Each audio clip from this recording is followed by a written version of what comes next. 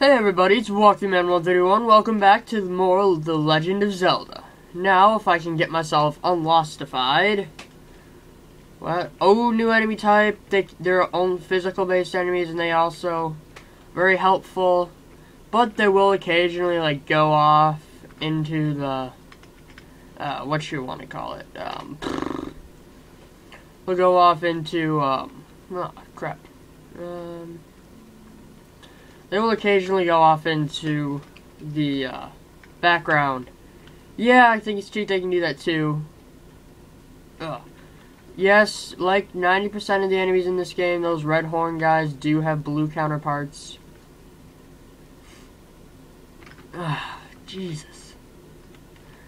A lot of times, especially the blue ones, they will deliberately go underground, then corner you.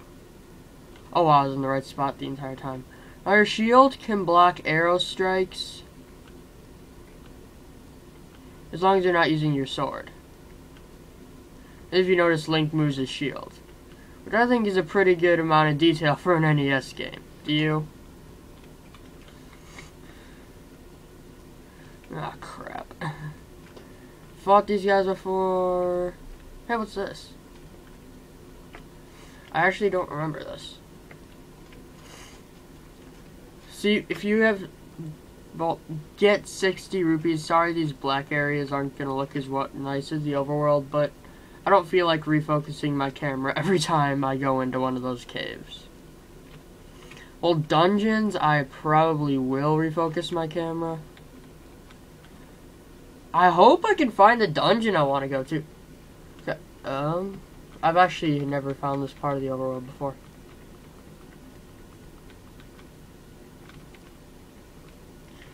I recommend killing all of these guys before activating those statues. What? Activating those statues? Well, if you stand in front of them like this, they will damage you. Oh, and 90% of the time, one of them is going to have a staircase on it. If you talk to them from the side or from the back, well, either side or from the back, they won't be able to hurt you. So you can go down. It's a secret to everybody.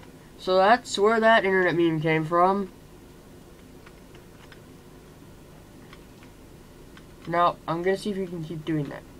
Just go into there, and he goes away. But he gives you 10 free rupees, so especially for this part of the game, when rupees are rather tight, I actually can really recommend doing that.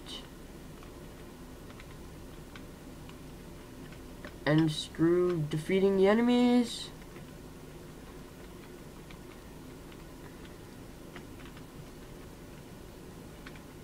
See?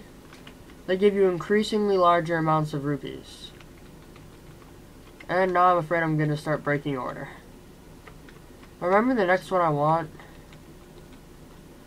Yeah, with how bad of a time I'm having, remembering where the dungeon is, that's a great omen for the things to come, because I am not the world's greatest at fighting the boss of this dungeon. You get see those? Once you see these, you'll get a certain power-up later in the game that lets you use those. I don't think it's this dungeon, but it's pretty close. Get another power-up that lets you use that mechanic right there, which is important for getting one of the heart containers. So, juice stream member that. Bring amber lamps!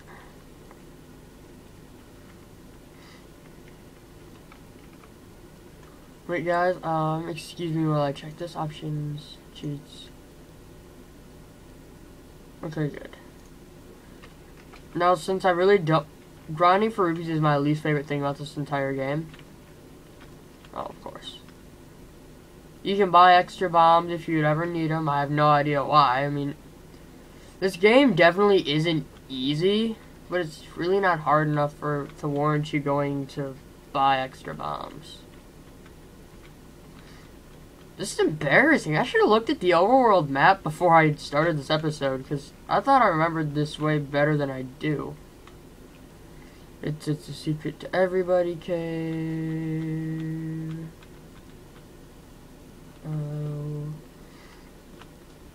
No, I'm gonna... Yep. Watch the entrance be right... What the heck?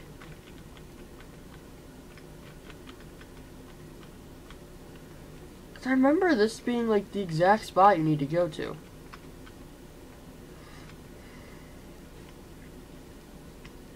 Now this is why the player's guide in America of this game came fully loaded with shitloads of maps and hints. Oh, here it is. There's another fairy, but since I can't get hurt, I don't really need it. Here it is, frickin' finally. Alright, let's do this crap. Cobras, these things are really annoying. Once they lock onto you, they charge really fast. Thankfully, they're one-hit kill enemies. Not to you, to them. That would suck if they're one-hit kill to you. Alright. No, you don't really need to grind rupees, like, just by fighting enemies, like I'm really probably going to be doing for a while. You do, because you can, there is a game in this, there's like a mini-game thing in this that lets you totally max out your rupee wallet. Quite fast at that. Grab the freaking key and get your rupees. I found that as far as the game I did in a practice run, the max number of rupees you can get is 255. So don't worry if you... that should mean nothing in the game should cost more than that.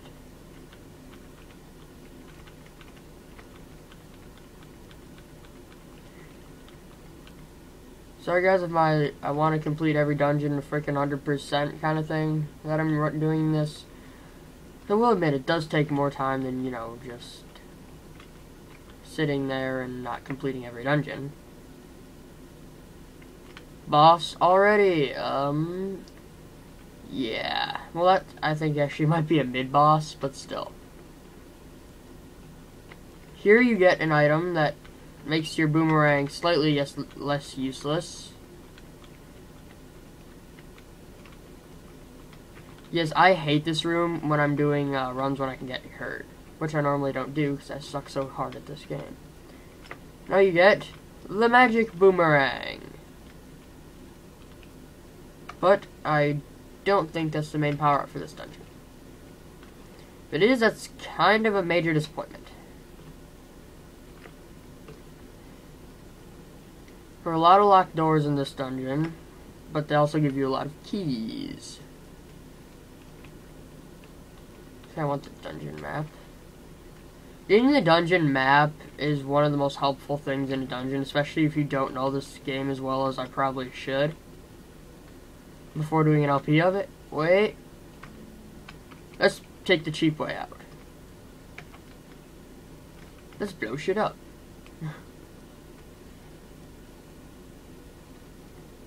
And you can get the compass by doing that. Just by using a bomb. Alright. Now that's all settled and done with and crap. We have the map and the compass.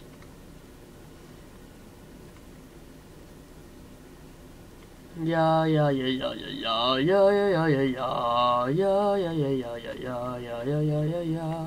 No, this is two separate beings right here. Hit them enough times, and their fireballs die. You need to kill 8 fireballs. Fireballs. That sounds like a porn star name. See, that's a mid-boss, not an actual boss. Don't worry. That's easily the easiest mini-boss in this game, though.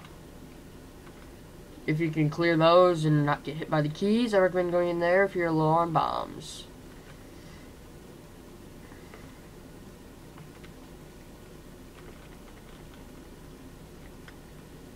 Let's go in here.